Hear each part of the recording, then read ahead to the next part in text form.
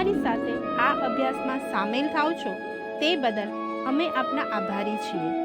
અમને આશા છે કે આ પ્રસારણ આપને માટે લાભદાયી બની રહ્યું હશે. આ કાર્યક્રમમાં આપણે સાથે મળીને ઉત્પત્તિના પુસ્તકનો અભ્યાસ કરી રહ્યા છીએ. આજે આપણે ઉત્પત્તિનો 30મો અધ્યાય અને 31મા અધ્યાયની 1 થી 16 કલમોનો અભ્યાસ કરવાના છીએ. તેનો વિષય છે યાકૂબના 12 દીકરાઓનો જન્મ થાય છે અને યાકૂબ લાબાનથી દૂર જવાની તૈયારી કરે છે. તો મિત્રો, બાઇબલના આ વચનોને સમજવા માટે ચાલો આજના સંદેશને સાંભળીએ.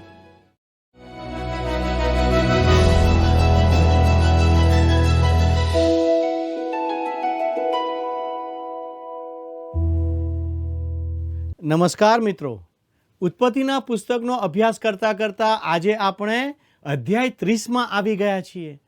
તેમાં આપણે જોઈશું કે યાકૂબ પાપ કરે છે છતાં ઈશ્વર તેની સાથે રહે છે. આ અધ્યાયનો વિષય યાકૂબનું કુટુંબ અને તેના દીકરાઓનો જન્મ છે. યાકૂબ લાબાનથી દૂર જવાનું ઝંખે છે અને કપટી સોદો કરે છે.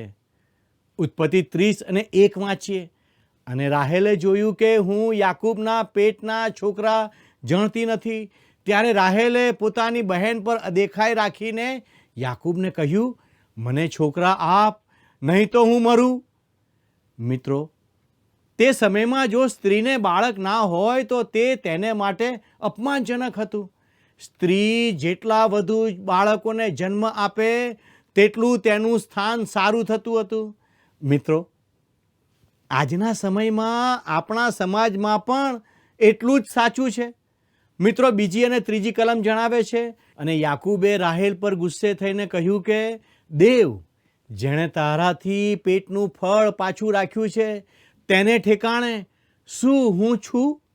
અને તેણે કહ્યું, જો મારી દાસી બિલ્હાની પાસે તું જા કે તે મારે ખોળે જણે ને તેનાથી મને પણ છોકરા થાય.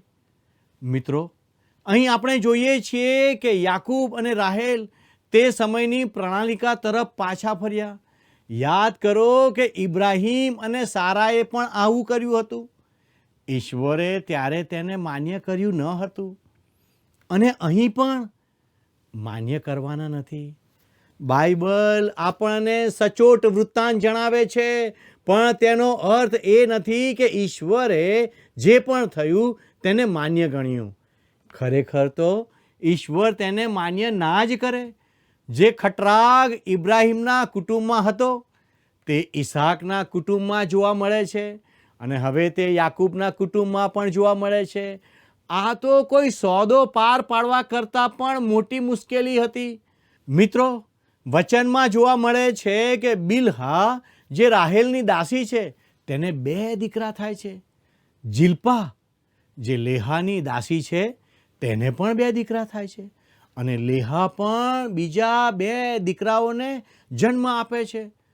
મિત્રો, 22 થી 24 કલમમાં લખ્યું છે, અને દેવે રાહેલને યાદ કરી ને દેવે તેનું સાંભળ્યું ને તેનું ગર્ભસ્થાન ઉઘાડ્યું અને તે ગર્ભવતી થઈ ને દીકરો જણી અને તે બોલી કે દેવે મારું અપમાન ટાળ્યું છે, અને તેણે તેનું નામ યુસુફ પાડ્યું. અને તે બોલી કે યહોવા એક બીજો દીકરો પણ મને આપો. મિત્રો, આ એ જ છોકરો છે જે મિસરની ભૂમિમાં જશે, જેના વિશે પછીથી આ પુસ્તકમાં જોઈશું, કેમ કે તે વિશિષ્ટ વ્યક્તિ છે. પાછળથી રાહેલ બિન્યામીનને જન્મ આપે છે. આ અધ્યાયમાં આપણે યાકૂબના નામાંકિત દીકરાઓની વાત કરીને પૂર્ણ કરીશું, કારણ કે તે અગત્યનું છે. તેનાથી ઇસરાયેલના 12 કુળો ઉત્પન્ન થયા અને છેવટે ઇસરાયેલ દેશ બન્યો. હવે યાકૂબ લાબાનથી દૂર જવાની તૈયારી કરે છે, જે 25 અને 26 કલમમાં છે તે વાંચીએ. અને એમ થયું કે રાહેલ યુસુફને જણી. ત્યાર પછી યાકૂબે લાબાનને કહ્યું, મને વિદાય કર કે હું સ્વદેશ એટલે મારા વતનમાં જાઉં. મારી સ્ત્રીઓ તથા મારા છોકરા જેઓને સારું મેં તારી ચાકરી કરી છે તેમને મને આપ. ને મને જવા દે, કેમ કે મેં તારી કેવી ચાકરી કરી છે તે તું જાણે છે. મિત્રો, હવે લાબાન મામા શું જવાબ આપે છે તે ધ્યાનથી નિહાળો, જે કલમ 27માં છે. અને લાબાને તેને કહ્યું, મારા પર તારી કૃપા દ્રષ્ટિ હોય તો રહે, કેમ કે યહોવાએ તારે લીધે મને આશીર્વાદ આપ્યો છે, એ મેં સુકનથી જાણ્યું છે. પ્રિય મિત્રો, આ ખૂબ રસપ્રદ છે. તમે યાદ કરો કે અબીમેલેક એટલે ગેરારના રાજાએ અનુભવ્યું હતું કે ઈસાક તેઓ મધ્ય હતો ત્યારે ઈશ્વરે તેને આશીર્વાદ આપ્યો હતો. હવે લાબાન મામાએ પણ તે જાણ્યું છે કે ઈશ્વર યાકૂબની સાથે છે અને યાકૂબને કારણે તેને આશીર્વાદ મળ્યો છે. તેથી લાબાન મામાએ કહ્યું, મારા દીકરા, ઉતાવળો ના થઈશ, મને છોડીને ના જઈશ, હું આશીર્વાદિત થયો છું અને હું તારું મહેનતાણું વધારીશ. કલમ 28 જણાવે છે, અને તેણે કહ્યું, તારે કેટલું જોઈએ તે મને કહે ને હું તે તને આપીશ. હવે યાકૂબ જાણી ગયો છે કે લાબાન મામા કોઈ પણ સમયે તેની સાથે સોદો કરશે તો તેમાં તેમની જ જીત થશે. યાકૂબ આ શીખી ગયો છે અને હવે તે ત્યાંથી જવા માગે છે.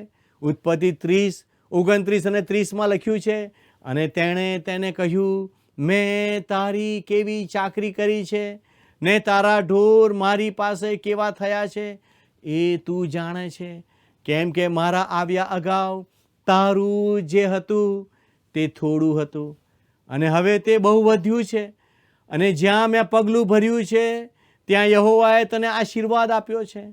પણ હવે મારા પોતાના ઘરનાનું હું ક્યારે પૂરું કરીશ? મિત્રો, અહીં યાકૂબની ફરિયાદ સાંભળો. તે કહી રહ્યો છે કે આ બધી સેવા પછી મને શું મળ્યું? 2 પત્ની, તેમની દાસીઓ અને આખું ઘર ભરાય તેટલા છોકરાઓ. આ સમયે ખરેખર તો તેમને 11 દીકરાઓ હતા, પણ આ દુનિયામાં તે તેમનું કેવી રીતે પોષણ કરશે? તે લાબાનને કહે છે, ઈશ્વરે તને આશીર્વાદ આપ્યો છે અને તને સમૃદ્ધ કર્યો છે અને મારી પાસે કશું જ નથી. મિત્રો, 31 અને 32 કલમ જણાવે છે, અને તેણે તેને કહ્યું, હું તને શું આપું? અને યાકૂબે કહ્યું, મને તું કંઈ ન આપીશ. જો તું મારે સારું આટલું કરે તો હું ફરી તારું ટોળું ચારીશ ને સાચવીશ. આજ હું તારા આખા ટોળામાં ફરીશ ને ઘેટામાંથી છાંટવાળા તથા ટપકાવાળા તથા કાળાને વળી બકરામાંથી ટપકાવાળા તથા છાંટવાળાને જુદા કરીશ, અને એ જ મારું વેતન થશે. બીજા શબ્દોમાં, જે શુદ્ધ જાતિના તે લાબાનના, અને જે મિશ્ર જાતિના અને સશક્ત નથી તે યાકૂબના હતા. યાકૂબે કહ્યું, મને તું કંઈ ન આપીશ. જો તું મારે માટે આટલું કરે તો એ જ મારું વેતન થશે. આ લાબાનને પોતાના માટે સારું લાગી રહ્યું છે. મિત્રો, 33 થી 35 કલમ વાંચીએ.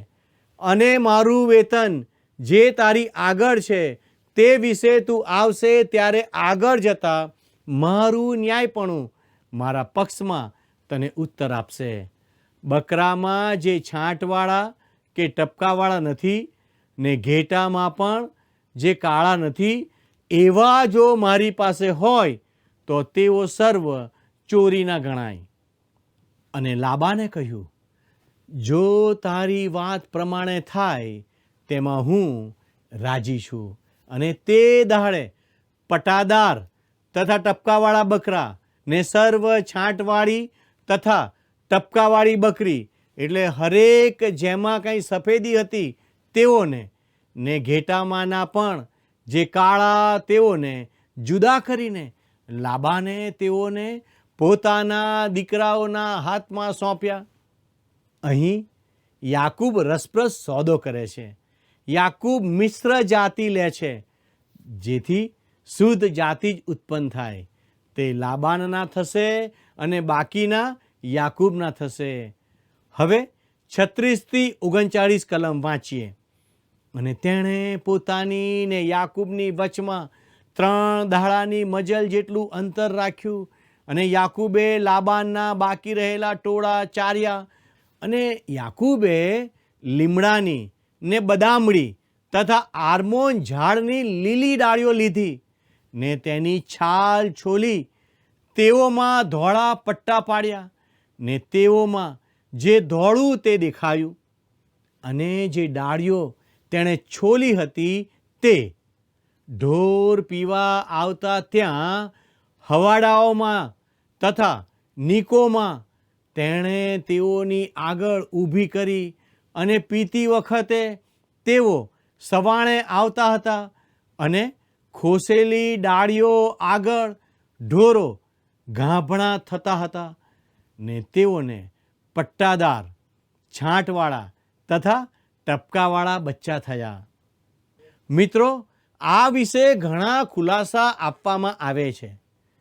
કેટલાક એમ કહે છે કે આ માત્ર અંધશ્રદ્ધા છે, બીજું કશું નહીં. બીજા કહે છે કે આ જૂની દંતકથા છે જેને બાઇબલમાં નોંધવાની જરૂર ન હતી. હું એવું માનું છું કે તે ઈશ્વરના વચનોમાં હોય તે જરૂરી છે. તેમાં આનુવંશિક તત્વો સામેલ છે, પણ તેને અંધશ્રદ્ધા ગણીને નજરઅંદાજ કરવાની જરૂર નથી. મુદ્દો એ છે કે લાબાન અને યાકૂબ બંને માનતા હતા કે સફેદ ડાળીઓને કારણે છાંટવાળા બચ્ચા જન્મતા હતા. યાકૂબે તેનો ઉપયોગ કર્યો. તે કપટ કરવામાં કુશળ હતો, પણ તેના મામા તેનાથી પણ વધુ ચાલાક હતા. અને હવે યાકૂબ ફરીથી આગળ વધે છે. મિત્રો, હવે નવા અધ્યાયમાં આપણે આ બનાવને જોઈશું. અહીં યાકૂબના દીકરાઓની યાદી છે જે પછીથી ઇસ્રાયેલ દેશના 12 કુળો બનવાના હતા. લેહાથી જન્મેલા દીકરાઓ: પહેલો રૂબેન, બીજો સિમિયોન, ત્રીજો લેવી, ચોથો યહૂદા, પાંચમો ઈસાખાર, છઠ્ઠો જબુલોન અને સાતમી દીના તેની દીકરી હતી. રાહેલની દાસી બિલ્હાથી જન્મેલા દીકરા: પહેલો દાન, બીજો નપ્તાલી. લેહાની દાસી જિલ્પાથી જન્મેલા દીકરા: પહેલો ગાદ, બીજો આશેર. અને રાહેલથી જન્મેલા દીકરા: પહેલો યુસફ અને બીજો બિન્યામીન. પ્રિય મિત્રો, આ 12 છોકરાઓના કારણે યાકૂબ ખૂબ વ્યસ્ત હતો. તે સાથે તેને એક દીકરી પણ હતી જેનું નામ દીના હતું. આપણે હવેના અધ્યાયમાં જોઈશું કે ઈશ્વર યાકૂબને હારાન છોડવા માટે જણાવે છે અને તેમણે ઇબ્રાહીમ, ઈસાક અને યાકૂબને જે ભૂમિ આપવાનું વચન આપ્યું હતું ત્યાં પરત ફરવા જણાવે છે. તેનો અર્થ કે ઈશ્વર યાકૂબના સંતાનો વિશે વિચારી રહ્યા છે. ઈશ્વર ઈચ્છતા નથી કે તેઓ લાબાનના ઘરના વાતાવરણમાં ઉછરે. મિત્રો, હવે 31મા અધ્યાયમાં આપણે જોઈશું કે યાકૂબ લાબાનને કશું કહ્યા વગર ચાલી નીકળે છે. તેના માટે કોઈ વિદાય સમારંભ રાખવામાં આવ્યો નહીં. લાબાન તેનો પીછો કરે છે અને તેને પકડી પાડે છે. અંતે યાકૂબ અને લાબાન આ સમયે ફરીથી કોઈ છેતરપિંડી કે નુકસાન નહીં કરવા માટે સંધિ કરે છે. ત્યારબાદ બાહ્ય રીતે તેઓ મૈત્રીપૂર્વક છૂટા પડે છે. આપણે જોઈશું કે ઈશ્વર ઈચ્છે છે કે યાકૂબ તે જગ્યાએથી બહાર નીકળે. તે પારખે છે કે લાબાનના ઘરનું વાતાવરણ યાકૂબ અને તેના વૃદ્ધિ પામતા કુટુંબ માટે સારું નથી.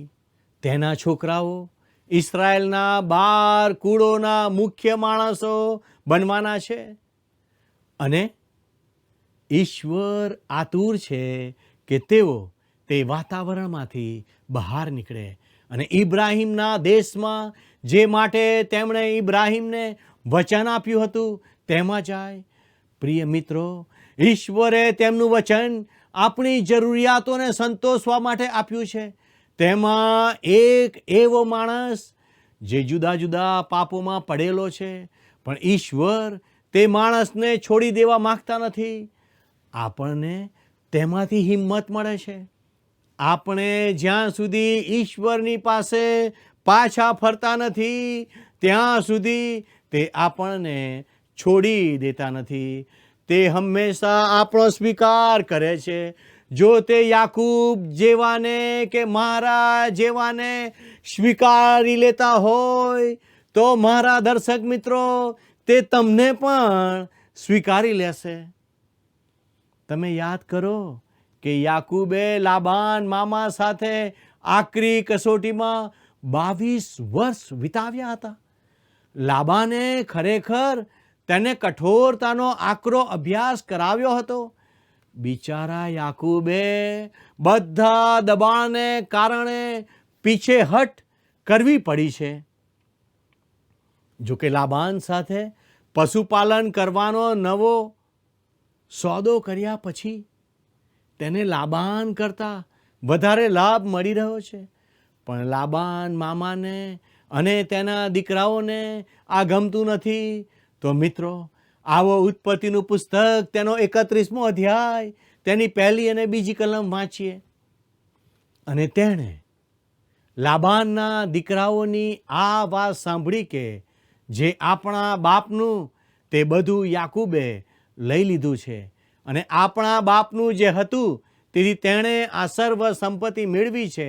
અને યાકૂબે લાબાનનું મોં જોયું તો જુઓ તેની નજર પહેલાંના જેવી તેના પર નહોતી. હવે ઈશ્વર યાકૂબને બોલાવે છે. કલમ 3 અને 4 જુઓ. અને યહોવાએ યાકૂબને કહ્યું, તું પોતાના બાપના દેશમાં તથા પોતાના કુટુંબીઓ પાસે પાછો જા અને હું તારી સાથે હોઈશ. અને યાકૂબે માણસ મોકલીને રાહેલને તથા લેહાને સીમમાં પોતાના ટોળા પાસે તેડાવી. ઈશ્વર યાકૂબને ત્યાંથી નીકળવાનું કહે છે, માટે તે તેમ કરવાની તૈયારી કરી રહ્યો છે. તે રાહેલ અને લેહાને ખેતરે બોલાવે છે, કેમ કે તેમને આ વાત કરવામાં તેને બીક લાગે છે કે ત્યાંના નોકરોમાંથી કોઈ અથવા લાબાન કે લાબાનના દીકરાઓ તે વાત સાંભળી જાય. તે ઈચ્છતો નથી કે તેઓ તેને રાહેલ અને લેહા સાથે યોજના બનાવતા જુએ. જુઓ તમે 5 અને 6 કલમમાં શું લખ્યું છે. અને તેણે તેઓને કહ્યું, હું તમારા બાપનું મોં જોઉં છું કે તેની નજર પહેલાંના જેવી મારા પર નથી, પણ મારા બાપનો દેવ મારી સાથે છે. અને તમે જાણો છો કે મેં મારા પૂરા સામર્થ્યથી તમારા બાપની ચાકરી કરી છે. પ્રિય મિત્રો, આપણે એક બાબત માટે યાકૂબ સાથે સંમત થઈએ અને તેને માટે સારું કહી શકીએ કે તેણે ખૂબ મહેનત કરી હતી. કદાચ તે માટે લાબાનને માન મળવું જોઈએ.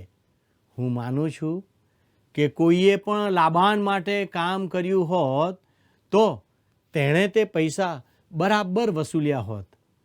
મિત્રો, 7મી કલમ વાંચીએ. પણ તમારા બાપે મને ઠગ્યો છે ને મારું વેતન 10 વાર તેણે બદલી નાખ્યું છે, પણ દેવે તેને મારું ભૂંડું કરવા ન દીધું.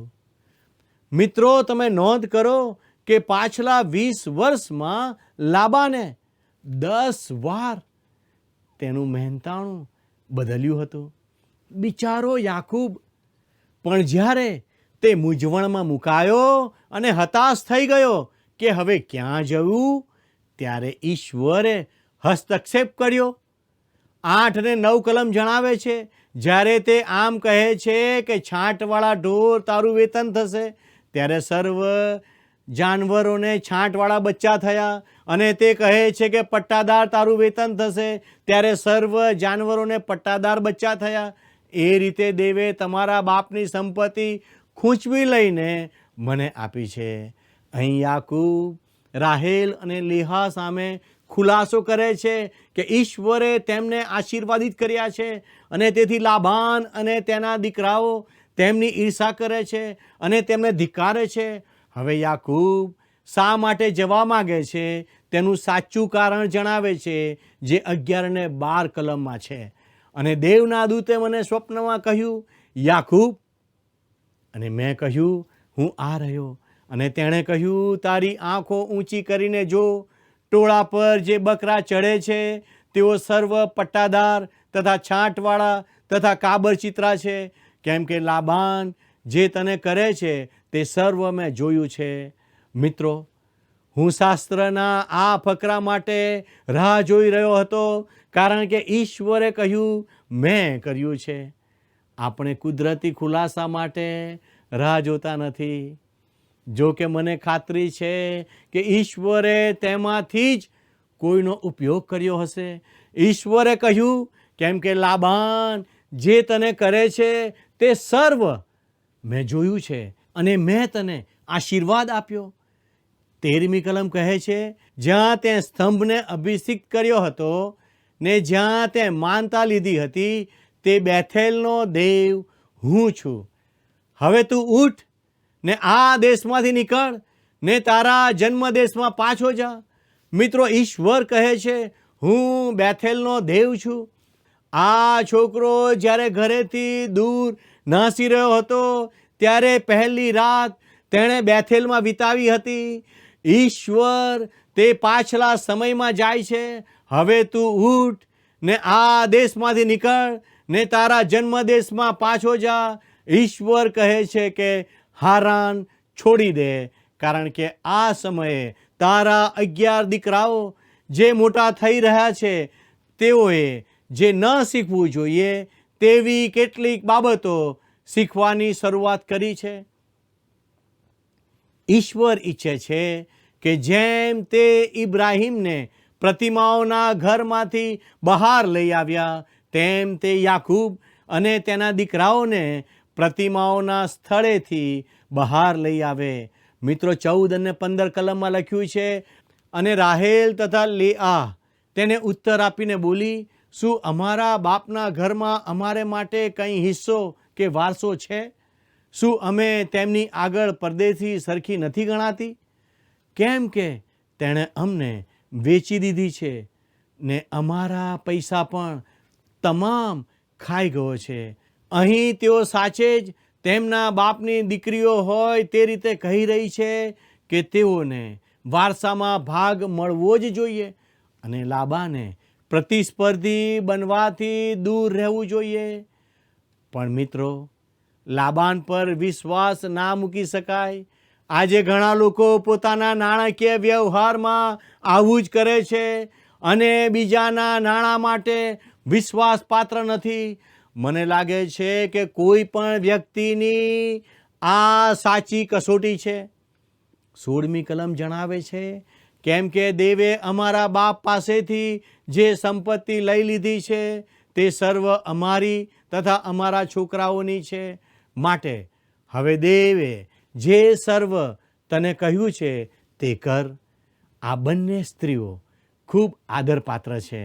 તેઓ યાકૂબને તે જે પણ કરવા માગે છે તે કરવાની મંજૂરી આપે છે અને તેઓ તેની સાથે ઊભી રહે છે. અને આખરે તેમને એવું લાગે છે કે તેમના પિતાએ તેમને લૂંટ્યા છે. મિત્રો, તે પછી શું થયું તે જો આપ જાણવા માગો છો તો અમારી સાથે આ અભ્યાસમાં નિયમિત જોડાયેલા રહેશો. મારો સમય પૂરો થાય છે, તેથી હું આપની વિદાય લઉં છું. આમેન.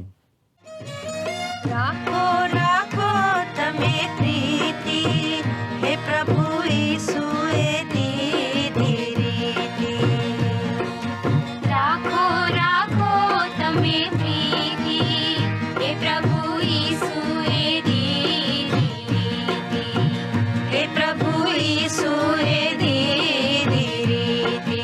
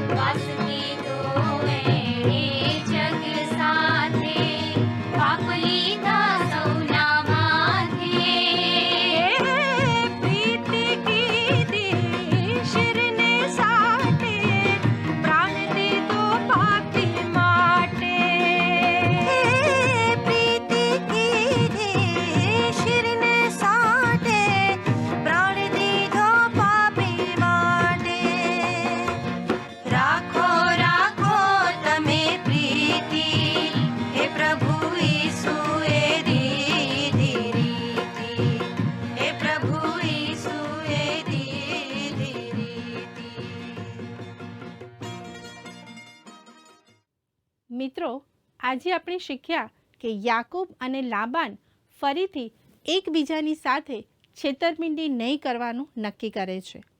ઈશ્વર યાકૂબને પોતાના દેશમાં અને પોતાના કુટુંબીજનો પાસે પાછા ફરવા કહે છે. યાકૂબની પત્નીઓ પણ તેને જે સારું લાગે તે કરવાનું કહે છે. શું આ બાબત આપણા માટે પણ ચેતવણીરૂપ નથી? જો આપણે કોઈની સાથે છેતરપિંડી કરી છે તો તેની પાસે માફી માંગીએ અને તે કુટેવને છોડી દઈએ.